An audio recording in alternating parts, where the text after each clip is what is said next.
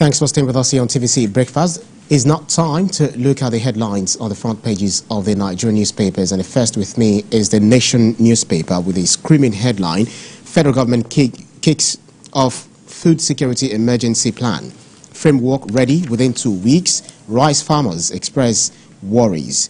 And then the highlights are actually there. Then above the screaming headline, we have Supreme Court rules today on council autonomy. Reps didn't stop Samoa Pact. Above the nameplate, history as Olubadan gets new palace. Makinde leads dignitaries. FEC directs SJF to implement varsity lecturers removal from IPPIS. 67,600 TB patients on treatment in Lagos, FCT, or your others. And then ex-power minister Maman faces 33 billion naira fraud charge. Next is First News. Official: federal government unveils bold 180-day plan to crash food prices, suspends import duties, tax tariffs on key food items. Constitutional showdown: Supreme Court to rule on Lagos local government autonomy battle today. Supreme Court to rule on local government autonomy battle today. ECOWAS court declares Nigerian government guilty in #EndSARS protest case. Orders 2 million naira compensation to each victim for rights violation. NNPCL seeks $2 billion oil-backed loan amid financial strains. CNN plans to launch paid streaming service, cut 100 jobs.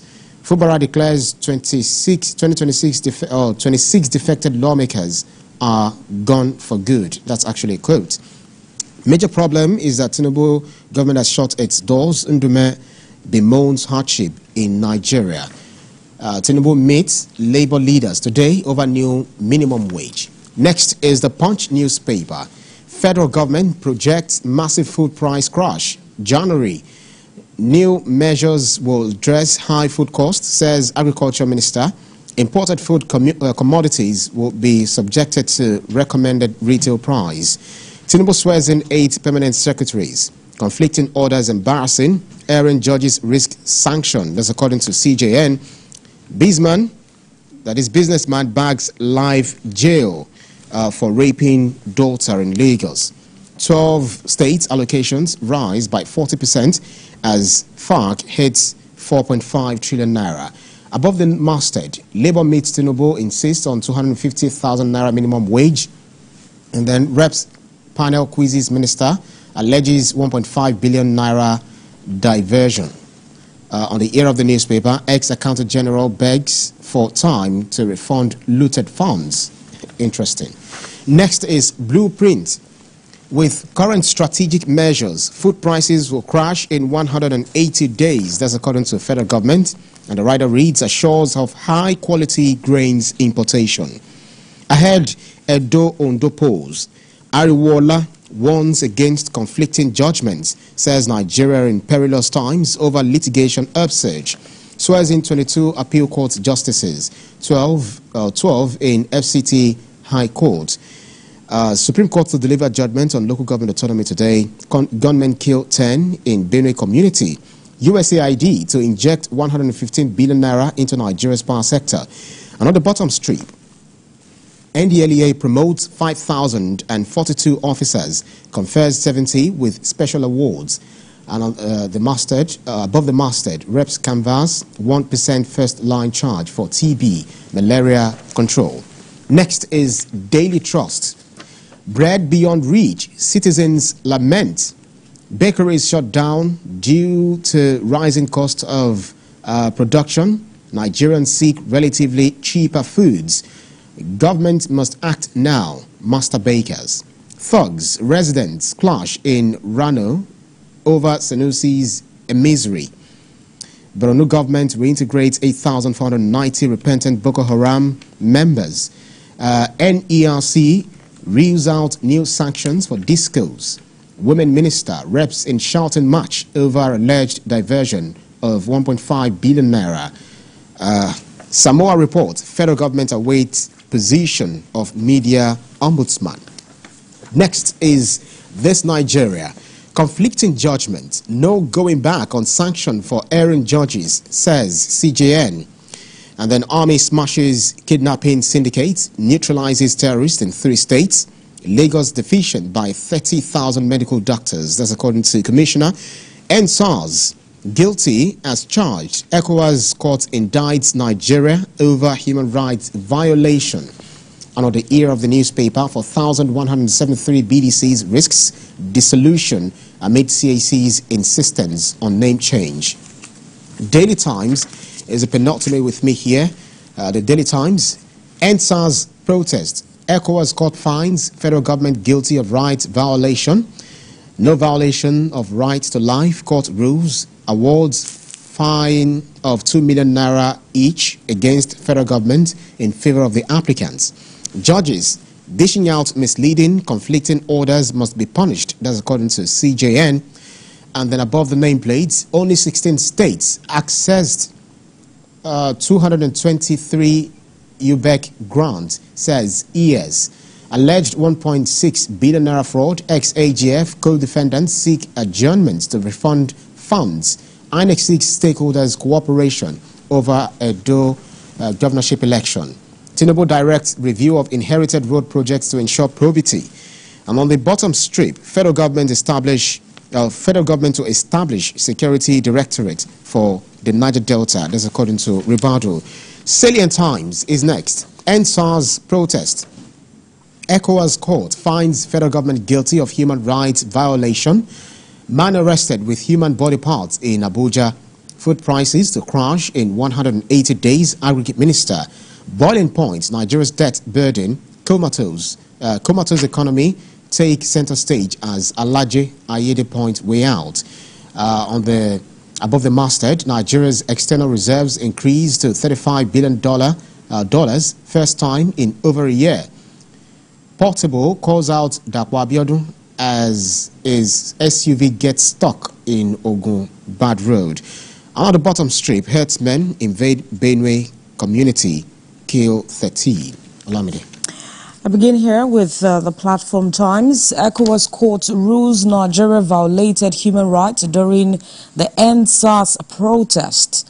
Slam the federal government 6 million naira fine. Government must involve town planners in projects for sustainability, Ogun Commissioner says. Ministers and lawmakers cannot access President Tinubu on food crisis. Undume cries out. Court sentences 3 persons to death for killing co-member.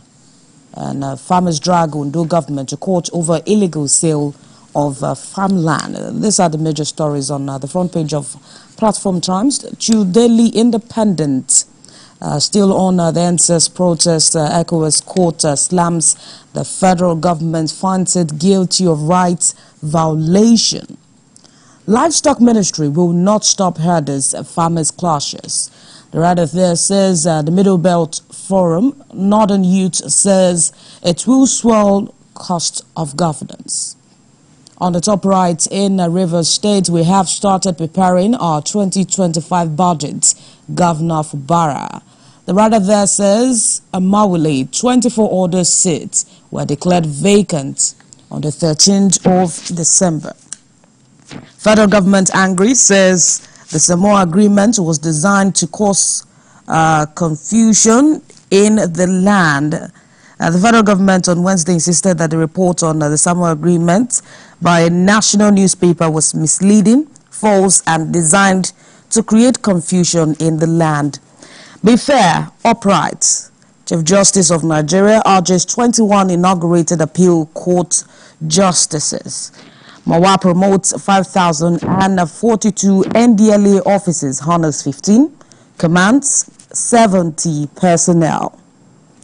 Tinubu swears a new set of permanent secretaries. The story is making the front page of Daily Independent. To Daily News Hub, 26 pro-Wike lawmakers gone forever. The governor says their seats remain vacant. They are their own undoing. That's on the Rivers crisis. They will go back home for defecting from the People's Democratic Party. The governor says without them, my administration run in Rivers smoothly. Mocks Wike says they dance in the media but cry behind. On the Edo election, PDP NWC suspends a national vice chair, sets up 6-man investigation committee. On the new minimum wage, President Tinubu NLC TUC meet today. I will sack non-performing commissioners, Governor Diri says. And Aida Tiwa presents 25 Helix vans to security agencies in Ondo State. The major stories on Daily News Hub. To the leadership, fresh tension in the House. The 150 first-time members move against the House leadership. Protest marginalization, exclusion, seek rejig of committees. It is a normal parliamentary process, according to the House spokesperson. We will meet in court, Assembly tells El Rufai's aides. Supreme Court rules on local government autonomy today. Interesting. That's on page 22 on of the Leadership newspaper. The CGN also reads a riot act to new appeal court justices. I will not represent 2024 budgets. Governor of River, Siminalayi Fubara, vows. Court adjourns Emefele's trial to October 28 on abuse of office. The major stories on the leadership. To Nigeria News Direct, why we awarded project without FEC approval. The governor of Ogun State, Dapo Abiodun, is saying. The writer there says it laments bureaucratic bottlenecks, alleges coordinated media attacks. We will grow to 125 million customers. ECOWAS court finds federal government guilty of human rights abuses over the End SARS protest. Osun signs MOU with cooperative body.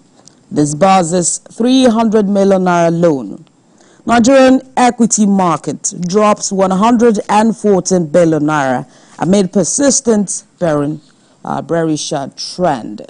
These are the major stories on Nigerian News Direct. To the New Telegraph, federal government's lack of their fiscal policy disturbing. The writer there says it's reason some wealthy Nigerians shun banks, store dollars at home as uncertainty distorts investors' projections.